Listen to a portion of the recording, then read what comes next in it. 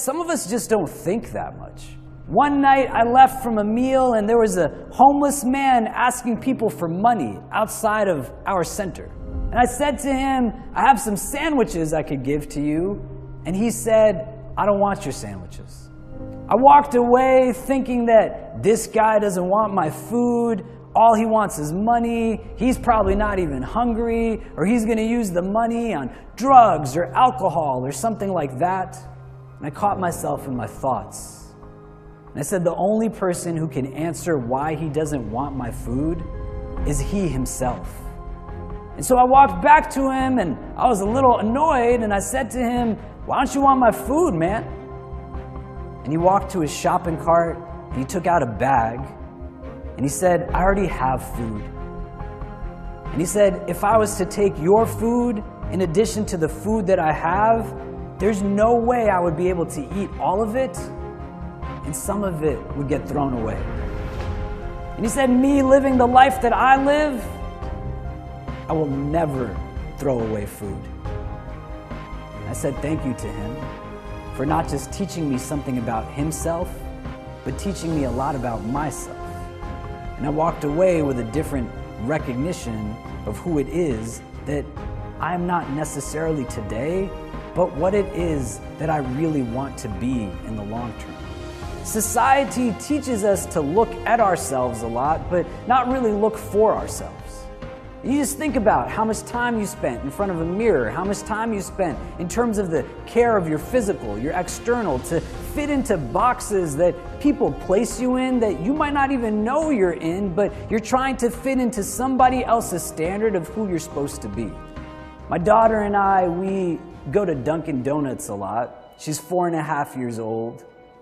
And if you ever see her, her name is Medina. She's got this just contagious energy to her, real deep love that people can't help but fall into. And we were going to Dunkin' Donuts one morning, and we walked into Dunkin' Donuts, and the poor guy behind the counter, even before any of us said anything, saw my daughter smiling at him, and he just giving her munchkin after munchkin for free, and she's just taking them one by one by one.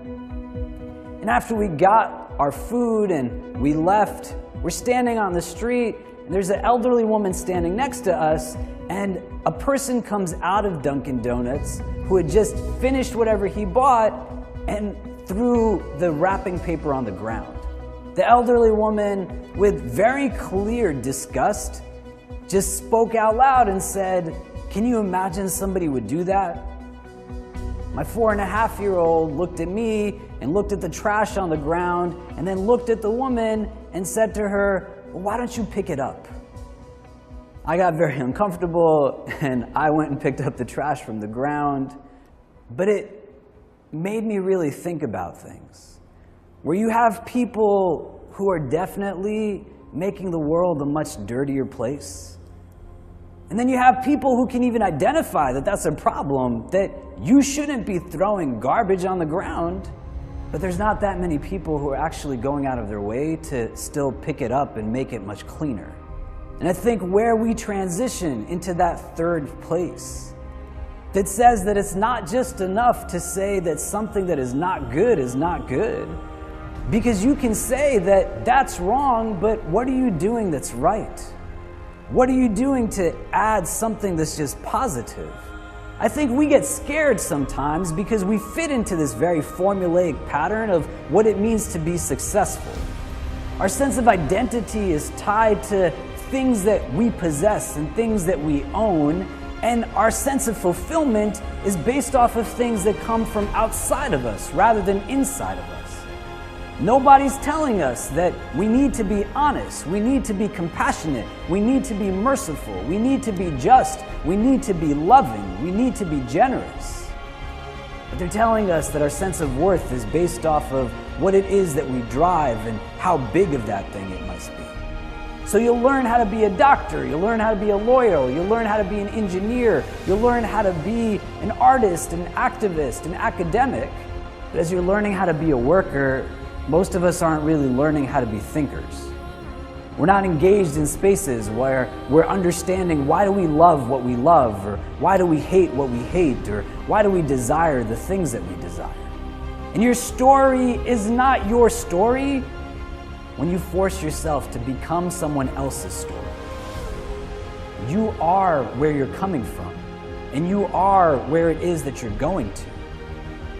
The only person you need to compare yourself today to is the person you were yesterday. And if you want to have a competition with anybody, then make it between those two people. You'll find yourself in a space where the person you are today is no longer afraid to meet the person that you can become tomorrow.